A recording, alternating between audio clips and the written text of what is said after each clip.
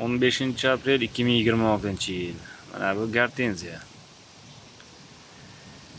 Xo'p, Polyarniy medvedmikan, shunaqangi sort adashmasam. Buni Andijondan olib kelgandim. Mana shu bitta tupini 200 ming so'mga olgandim, sal kattaroq edi bu. Xullas, yerda yaxshi rivojlanmadi, yerga ekdim. Yerga ekilgan videolari ham bo'lsa kerak. Oldingi videolar ko'rsalaring. Keyin tuvakka qaytarib oldim.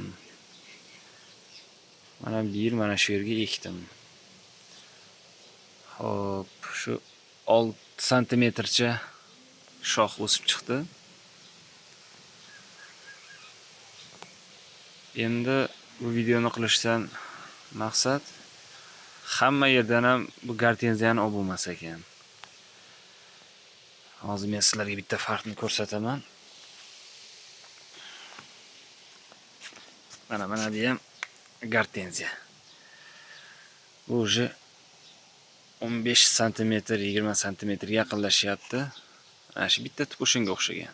Ikkalasi bir kunda uyg'ongan, nimasi kurtagi bir paytda uyg'ongan.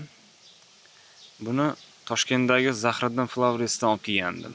Bir tipgina gul olgandim, bitta qo'shib berishgan. Tomirini olganimda, tomirida asmakot dorilar bor edi. Shu 6 oy, 9 oy quvvat beradigan, tomiri ham yaxshi rivojlangan.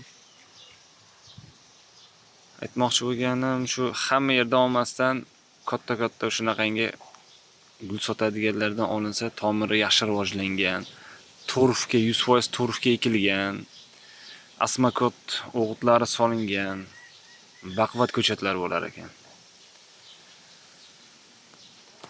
Mana shunday chiroyli holatga keldi. Shuning uchun qimmatdir. Endi kimgadir arzondir, kimgadir qimmatdir. Donasi 100 ming, 150 ming, 200 mingga olgandan keyin mana holatda bo'lsa odamga alam qiladi.